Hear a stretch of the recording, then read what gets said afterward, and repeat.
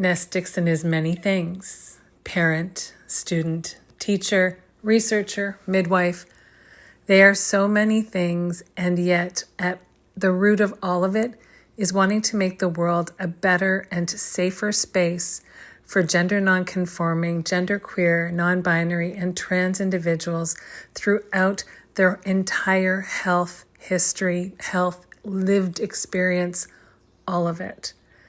Today, I am honored to have the opportunity to have you listen in on the conversation that Ness and I have.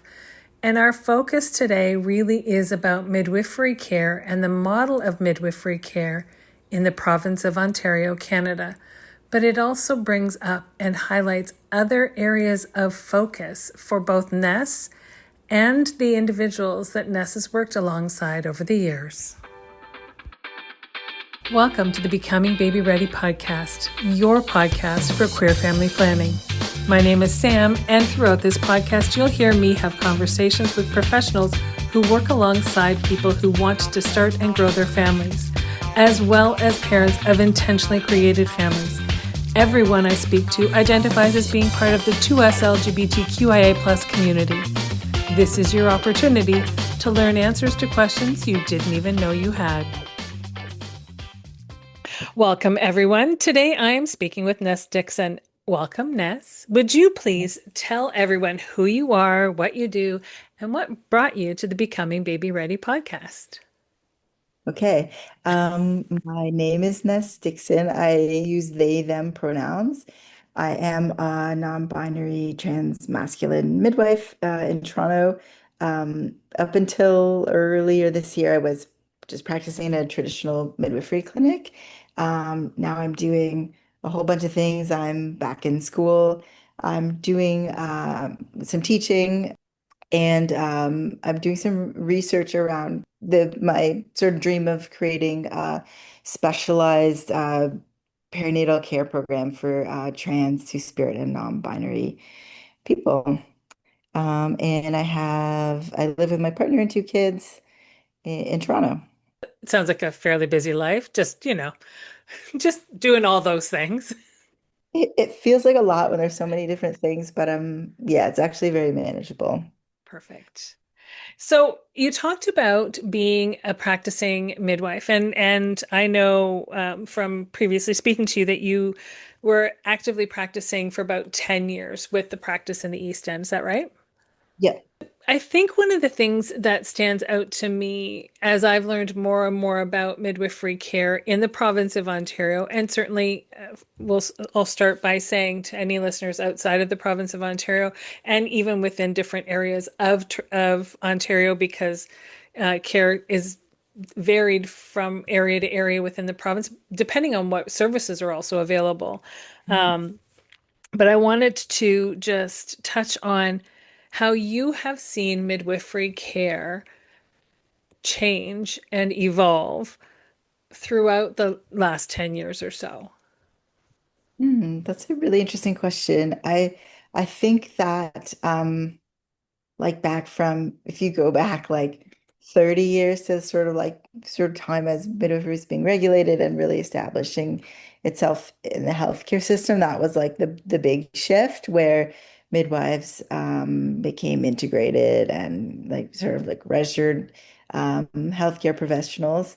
I am really lucky that I still work in the same hospital and worked in a hospital that was like very integrated and like had we have like great interprofessional relationships. We work so well with like our OB colleagues and our nursing colleagues, and it's really lovely. But that was sort of like the big shift that happened in Hmm. 1991 when midwifery became regulated. I was actually born like I'm 43. I was born at home with a midwife in 1982. And like when my mom talks about midwives then, I'm like, wow, it's so different now. Um, yeah, I think that we've really sort of, for better or for worse, like become very entrenched in the healthcare system, mostly for better, uh, Hmm. because we are able to give like really integrated, really good care. Hmm. It has, I mean, I think about when I birthed my second child with a midwife. I so wanted a home birth and I was so geared for a home birth, except that I had pregnancy-induced hypertension, which made it prohibitive for me to be allowed to have a home birth. Mm. I could have midwifery care, but I had to birth in a hospital. So that was fine, fine. I gave that up. However, I think about that birth experience, and then I worked with with a practice in Mississauga, and now what I see happening through midwifery care in the province, I've seen it just sort of grow and flourish, and I think probably I'll insert here too for listeners outside of Canada. Midwives here are registered. They're primary care individuals for people who are expecting, birthing a baby, and for the first 6 weeks or so of baby's life. So they they're completely separate. Someone who's seeing a midwife here doesn't necessarily have to see an obstetrician or a family doctor, unless something comes up during the pregnancy that suggests that that's necessary for a consultation or what have you. So, for those who aren't familiar with it, they are standalone practitioners. They don't have to consult with another doctor or some other care provider to be able to be the primary care It's different individuals. in the States. It is, and that's it. It's different in the States and it's different in the UK. And so I want to just let listeners know that as Ness and I are speaking, we're talking about the programs that are here in Ontario. So I differentiated from the rest of Canada and then realized, hey, I should probably talk about it being different than the rest of the world in some cases Yeah. too. But I've seen it explode and become more in even the last couple of years. It's beautiful to see. Yeah, definitely more mainstream. And I think that you bring up like a really interesting misconception, which is that like even people like my neighbors, when they think of midwives, they think of someone with like a long gray ponytail and like wiring glasses, like knitting in a rocking chair by a like boiling pot of water that they're gonna somehow use. And yeah, I think that it has really mainstreamed and every practice is different. Sure. Like where I worked, we did, I'm just sort of making this up. It could be a little bit off, but like 95% of our births in the hospital. Hmm. So a lot of people are like, oh, I can have a hospital birth with a midwife. I can have an epidural with a midwife. And they just don't know any of those things. So I'm happy always to Hmm. like um, just educate people about what midwives are and that and that they're an option and especially a really great option for queer and trans and um, anyone that doesn't sort of fit in a super uh, typical box because we so much like focus on individualized care and informed choice. That can Right. be a really good fit. Yeah. It's funny the description that you use, so, and which is probably your go-to when people are asking. That's when I'm teaching a prenatal class. I talk about midwifery. I always say the long flowy hair, the long flowy gown, standing in bare feet at the edge of the creek, so Yeah, that you can have your baby under the willow tree. But it's that picture. You're right that we have, and which isn't to say that people can't have births that are similar to that with individuals who do. Some of them actually have long flowy hair and wear long flowy skirts. I've worked yeah, alongside lots of them. not me, but yeah, you can definitely find those. Yes, yes, you can. And they're also part of what makes the birth realm so beautiful is Mm, that midwifery care tends to be made up of some truly individual and unique people, so that often you walk into a practice and you'll see half a dozen midwives, and each of those half a dozen midwives are very different, but they each bring their own unique area of focus or piece of heart into the whole equation that makes the practice so truly uniquely wonderfully diverse, right? totally. Yeah. Yeah. But midwifery care, when I first learned of it and started practicing as a doula, which was 27 years ago, so it's been a long time that I've been a birth worker just on the supportive side of things. But it was, You find out that you're expecting, you call the practice, you get on the wait list, you get into care, and you see your midwife through the pregnancy, labor, birth, recovery, and then postnatal period for the first 6 weeks. But it didn't go beyond that. It's grown now, right? I mean, there was no abortion care or anything else before. Yeah. Yeah, it's a good point. You're right. There has been, especially in the last like 5 years, a Mhm. big expansion of like what midwives are doing, like working more to our full scope, providing more services, like abortions, um, inserting IUDs, like things like that, which is really amazing because there's so much more that we can offer. Mhm. And so many gaps that need to be filled in the system that like midwives have the skills to fill. I just want to go back to something you said before about we were talking about midwives and their scope. A lot of people feel like, I think this is relevant to your Mhm. listeners, that people that have been through fertility clinic, if they've conceived Mm. like through IVF, are high risk because of that. Or maybe for trans people, if they have been on testosterone, that they're high risk because of that. Some people, because they're over 40, feel like I'm not appropriate for a midwife because of that. Though all of those are like variations of normal, they are within normal, they are like totally within midwifery scope. So those people are all appropriate for midwifery, but it's never a bad thing. Like at least in Ontario, you can always make an appointment and find out in person if you are. So I just wanted to mention that.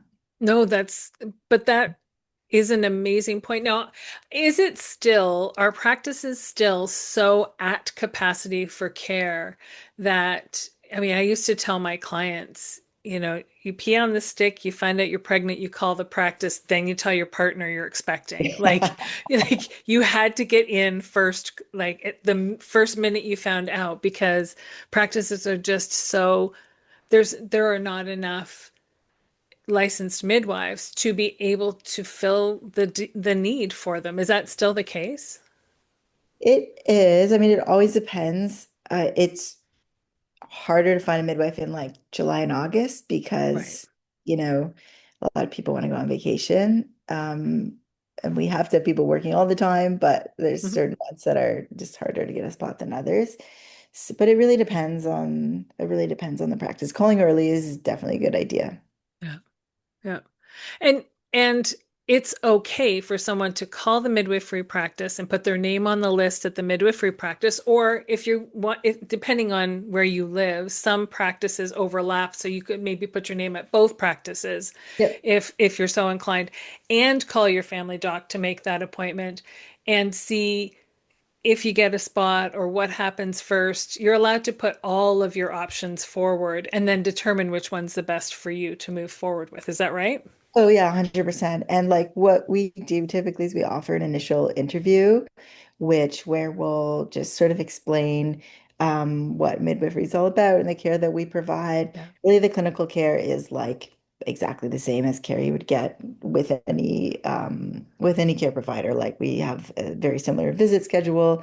We order all the same blood tests and ultrasounds and like do all the same things at appointments. And we sort of explain what differentiates midwives from, say, an OB or GP, which is like our sort of real focus on informed choice and the ability to have an out of hospital birth and the continuity of care that different midwives provide in different ways.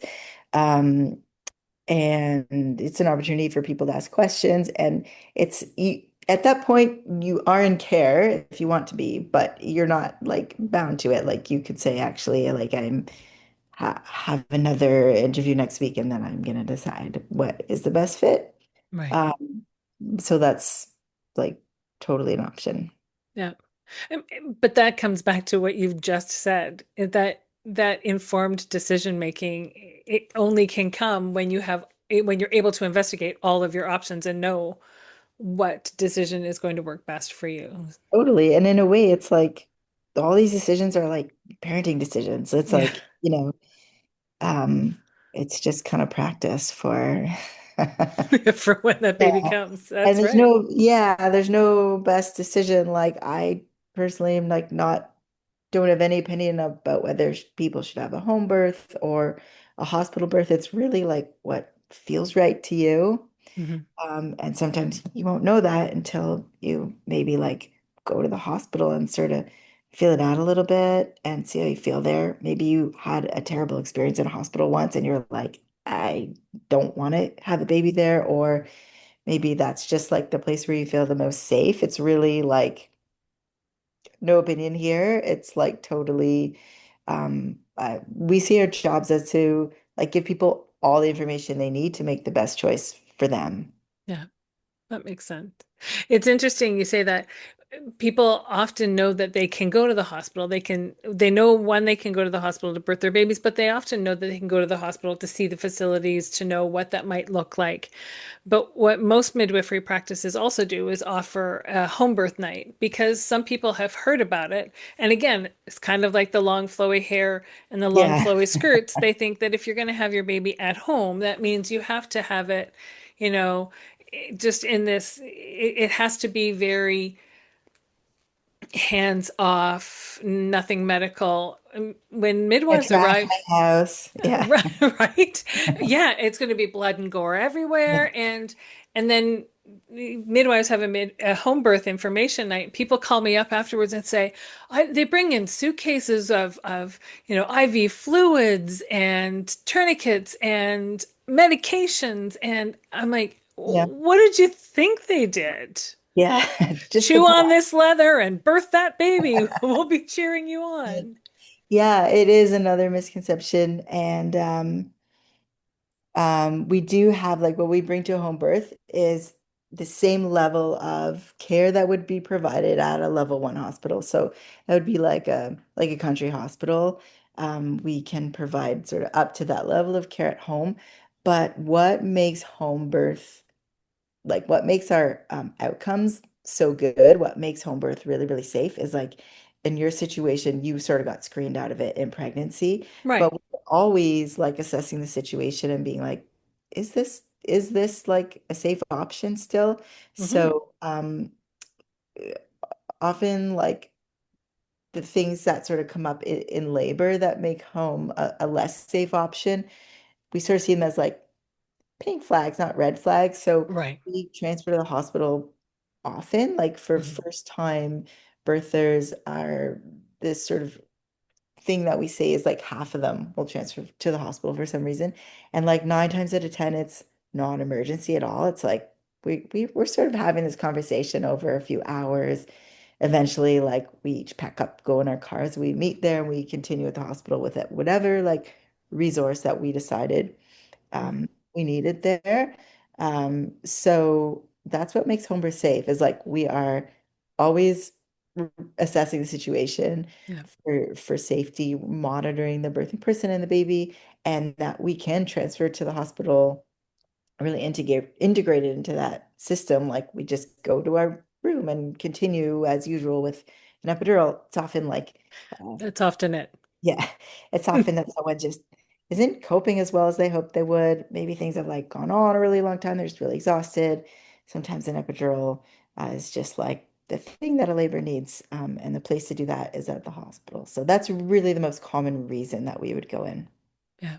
Uh, and but that's an important point to make. You're constantly watching how things are unfolding, staying in contact, not just with the expectant parents, because sometimes this is all determined before you even arrive on scene that, you know what, the way things are going, based on what you're telling me, let's meet at the hospital instead. Maybe I'll just assess you at the hospital and then we'll figure out if you're going back home or you're going to stay there. The other thing I'll say is that like people think they need to make a decision at their first appointment. Right. It's really not like that. You have so much time to sort of sit with it and, see how you feel. And I tell people like you have to decide by the time you're pushing your baby. Like other than that, like we're pretty flexible. A lot of people are like planning a hospital, not a lot of people, but it totally happens that like someone's planning a hospital birth. They don't even want to think about alternatives. And then they just happen to have like a really progressive labor and they just happen to be comfortable where they are and they don't want to move. Mm-hmm. Everything is healthy and normal. Like all the options are available. So we always have our stuff in our car. We're like always ready to go with a home birth. And that can be really lovely. And a lot of people are the opposite, that they're like they have their heart set on a home birth or a birth center birth, and they get into labor and they're like, you know what? Like this is actually so much worse than I thought it was going to be. I didn't sleep at all last night. Like I want to go to the hospital and get an epidural, and that is totally fine too. Like we are very used to being flexible. Hold on for just a moment. We'll be right back. Gaddies. We're the first brand made by and for gay dads, built to celebrate the families we've created. Our tees, hats, and hoodies aren't just clothes.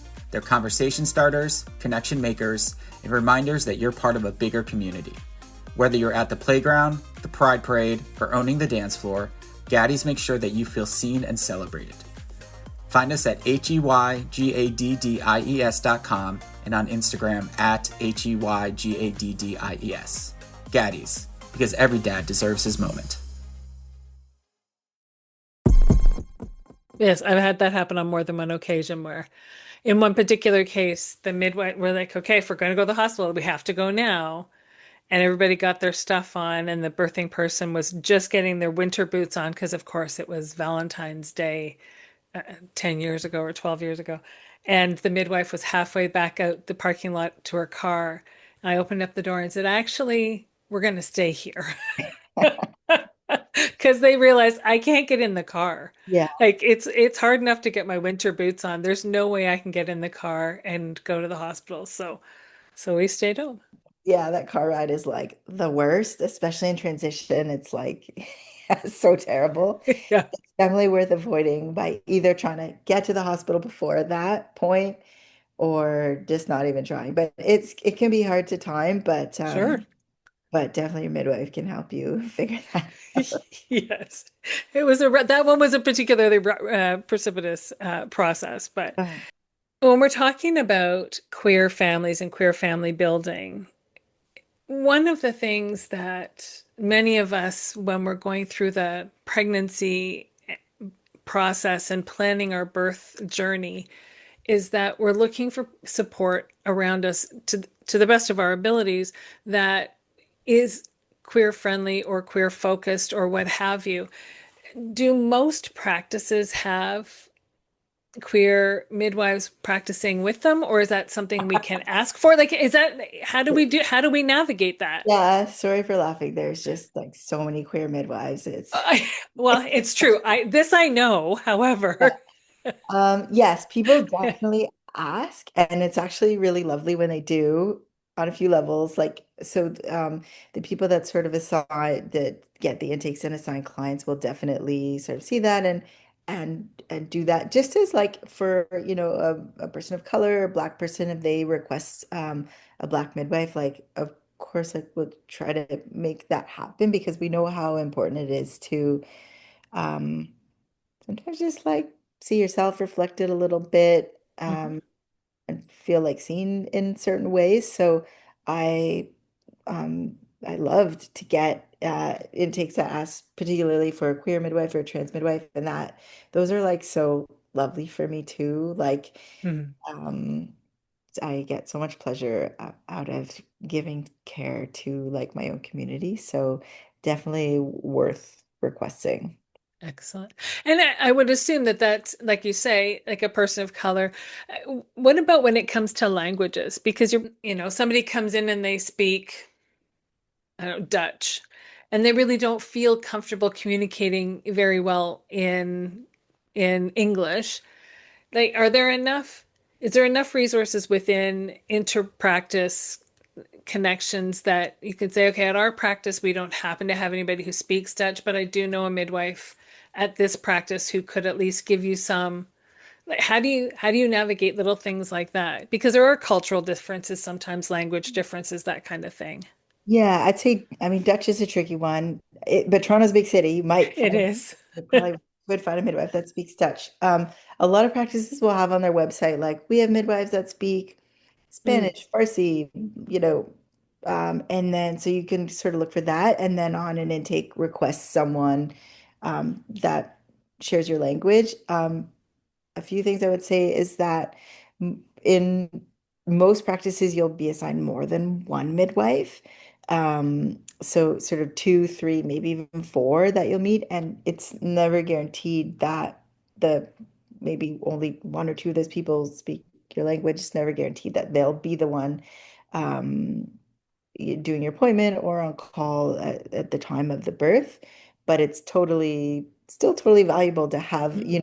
be able to even just have prenatal appointments in a language that you're most comfortable with. And pretty much all of us, like, we use translation services as Mm. needed, so that's something you can always ask for. It's as we become more and more diverse, we have more and more things like that that can come up that can affect how people feel about their journey of pregnancy, labor, and birth, right? Yeah. One really special thing about midwives in terms of just like um, equity and access to midwives is that because of the way that midwives are compensated, not through OHIP. OHIP is like our provincial health insurance. We're paid by the Ministry of Health, so you don't need an OHIP card to see a midwife. We're Mm. able to give care to like uninsured people, which is actually a really, really lovely thing that we're able to do, because if you don't have insurance, like having a baby can be very, very expensive. Yeah, it So sure can. like it's really nice that we can sort of like remove that barrier, especially for newcomers, especially. Absolutely, because even if they land and they're going to be getting medical coverage shortly, they may be birthing before that comes through, right? Yep. Yeah. What about surrogates, not birthing their own baby, they're birthing for someone else? Is that a journey that midwives can support? Totally. Yeah. I see, like I have a little bit worked with surrogates, so, but I know in my practice there have been a few midwives that have worked with surrogates. Again, I think it's like an especially well suited choice because we are really able to just give a little more time, maybe to sort of like both parties, because obviously like the surrogate needs prenatal care and the clinical stuff, and also sort of whatever sort of social emotional support, and the expecting family needs care and attention too. So I think midwives are actually a really good option in that scenario. And we have done some like just interesting things where like maybe a surrogate lives in another town or city than the expecting family, and they're able to sort of like get midwifery care in one place, and then the family that receives their new baby is able to get newborn care somewhere else.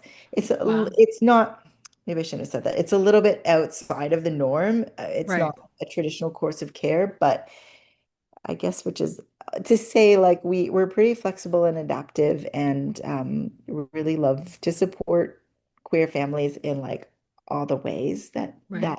they come. So definitely worth checking out. I was going to say it never hurts to ask. If Mhm. it can't be accommodated, it can't be accommodated, but perhaps it can be, so you don't know if you don't ask, right? Yeah. If it's within the same city, it's 100% like doable. Two different cities, a little trickier, but totally worth asking. Sure. Yeah. You have recently worked with Rainbow Health Ontario to develop and deliver a course on 2S LGBTQ plus perinatal care. Is Mhm. this a program that you were working on for practitioners, or is it for people who are expecting? It's for practitioners. It's so Rainbow Health has, like, as you probably know, so many programs, and a big part of what they do is they have a lot of training programs for care providers. So this is for midwives, family doctors, OBs, nurses, social workers, like really anyone that comes into contact with trans, non-binary, two-spirit people. It's particularly focused on like gender non-conforming people, that are having babies or thinking of having babies or just had a baby. That would be a separate course. Excellent. This Well, good. course ended at birth, and then the postpartum is it will be another course. But there is a big need for providers to be educated in like how to care for people that aren't cis women that are pregnant because the system is not designed um, for those people. No, it's not. And you're absolutely right. It's definitely needed. And care providers are human. They only know what they know. So they don't necessarily, until somebody reminds us to think about our own biases and how we approach things and how what our expectations are, we don't typically stand back and look at them with a critical eye to know how to change them. So a course like this is a great way to remind us to take off what we previously knew and re-examine the whole picture to include everyone, right? Yeah, it's such a false assumption that every pregnant person is a cis woman, but the system is really built on that assumption. So people that don't fit into that category just sort of it's hard. Like we know that those people just have actually worse care and like they're at higher risk for worse outcomes. Mhm. There's not a lot of research, but the research does suggest that. There's a lot that can come up, like in terms of gender dysphoria with body changes, just isolation, like feeling Mhm. like the only one and navigating family, and sometimes can feel like a whole second coming out. There's that, and then there's like I feel like when we talk about trans people, we're so often talking about dysphoria and like pain and um shame and stigma, but there's also like building a family should be, and is for a lot of people like this happy experience we should be celebrating at the same time and not assuming that any trans pregnant person is dysphoric or so yeah, I just want to make space for like all of the experience in a really like gender affirming way. Sure. And I've had the honor of speaking with a few trans men who birthed their own children and are absolutely ecstatic that their body did that for them and didn't feel any dysphoria. They just celebrated that this was this was what their body did. And yes, I'm a man who birthed my child. Yeah, it's pretty awesome. Yeah. Seahorse ads. Yes, yes, absolutely. Seahorse dads. Yeah. Can you tell us a little bit about the research that you're doing? Because it's not unrelated to what we were literally just talking about. And the way that you and I became connected was because of the research that you've been doing. Yeah, so it really came out of a desire to create like clinical programming for this population. Um, it's kind of like I had a strong idea of what was needed in the program that I would like to create, but wanted wanted the sort of evidence to back it up and wanted some research behind me. So what we're doing is interviewing people like you that work with the community, clinical care providers, and also community members that have sort of had some interaction with the system, like receiving sexual or reproductive health care, or maybe just thinking like what would it be like to receive or I'm thinking of maybe having a baby, but you know, Mhm. and interviewing them and identifying like what the barriers are for them, what was hard, like what really sucked when, you were a trans pregnant person, admitted to the hospital in labor and what worked really well for you. So Mhm. trying to sort of like identify the challenges and also the things that are really great. And then my favorite part was really like imagining with people, like if there was a program that was like amazing and awesome that provided this type of care, what would it look like and like what features would it have? And that was really cool to do that, like sort of fantasy Mhm. together, and it just made me really excited about like what we could create together.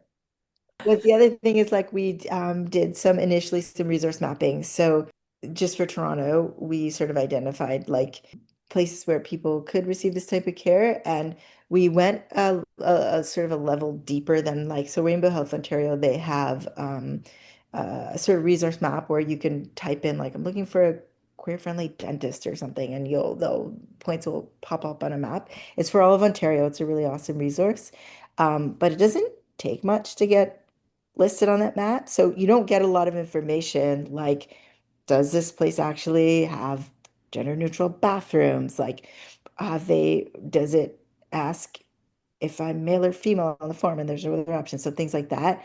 So we're hoping to just go a little deeper and provide a little more information to people in a publicly available way, in a way that people can like submit feedback. So that's in the works too, which is really exciting.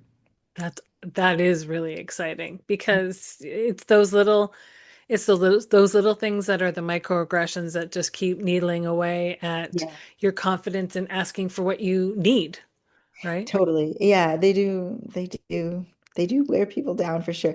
And I think it's like really easy to put up a pride flag in your window, and it feels really nice to see that.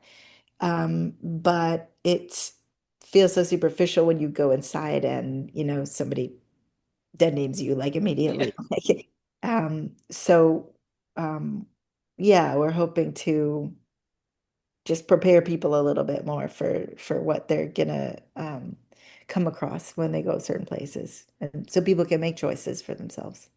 Yeah. I love that. I love that. And this is for programming that you're wanting to create. But let's not forget you're also in school and you're working on your you're working on your second master's in Yeah. addition to your midwifery license. So is that actually then maybe your third master's? No, midwifery degree is a bachelor's of health sciences, a 4-year program in Ontario, and I know in BC it is also. I'm not sure in other provinces. Right. So that is a bachelor's degree. Most people that go into that program do have another degree going into Right. it. It tends to be like a little bit of an older crowd. Um, this master's that I'm doing is a master's in Buddhist psycho-spiritual care. And how will you integrate the research you're doing now and the programming you're creating and the new masters you're getting with the Buddhist psychospiritualism? Will you be able to relate the two, or are you going to just keep walking down two separate paths and then just changing your hat every once in a while? Yeah, I hope so. Like, I definitely see how they inform each other. So, for example, like the program that I'm in, a lot of people will go into spiritual care coming out of it. So there'll be like a spiritual care person in a hospital. It's people that can come when you're having a tough time, or someone in your family is having a tough time. And I feel already like quite comfortable with people in like very intense situations and big life transitions. So I feel like going into that, I have that comfort, which will serve me. And then likewise, um, just like gaining more counseling skills. And um, I think that will help me to give clinical care, because midwives do like a lot of counseling also, Mm-hmm. as we work. So yeah, I definitely see them sort of like helping each other. I don't know I don't know what I'm doing right now. It's like a side project of like um, really like wanting to delve more into Buddhism, and this just being a way to do it um, in like a productive way, which is not very Buddhist of me now. I say it, but that was the idea. I love that. I Yeah. love that. I really appreciate that you have been taking the time to talk to us about midwifery care specifically in the province because as we both sort of talked about at different points during this conversation, there's so much that people assume about it but don't really know about it. And it may actually be the exact thing that they are looking for, but they didn't know it because nobody's actually broken it down for them. So for that, I'm great. I'm really grateful that you took the time to chat with me today. Thank you. Yeah, totally. Before I let you go, you know I love to ask this question. Everybody wants to know what's your very favorite part of parenting? Yeah. So I have two kids, like I said, they're at very different ages. I have a 5-year-old and a 16-year-old, and one of them is like I grew them, and the other one I didn't. I was like a supporting parent, and my very favorite thing is just watching them like love each other so much and like be so kind to each other. So it's makes me teary just talking about it, but it's really nice. That's pretty cool. That's pretty amazing. Thank you so much for sharing your story and your life and your wisdom with us today. It's really been an honor to chat with you. Thank you so much. It was really nice for me too. As a queer individual with colonial lineage, I want to first acknowledge the land upon which I live and work. Being from what is now known as Burlington, Ontario, I recognize the original ancestry of these lands as they span from Lake Ontario to the Niagara Escarpment and beyond. These lands are steeped in Indigenous history that benefits my community every day. The territory is mutually covered by the Dish with One Spoon Wampum Belt Covenant, an agreement between the Iroquois Confederacy, the Ojibwe, and other allied nations to peaceably share and care for the resources around the Great Lakes. I would like to acknowledge that the land on which I stand is part of the treaty lands and territory of the Mississaugas of the Credit. The land dictates everything about our ways of being. Particularly, the land teaches us about fluidity. Concepts of the binary system and heteropatriarchy were imposed by the colonials who were, at the same time, removing children from their homes, families, and all that was familiar to them. These same children were divided by the only two prescribed binaries recognized by the settlers, and they were forced to conform to a performative, gendered falsehood. The land doesn't operate under binary thinking.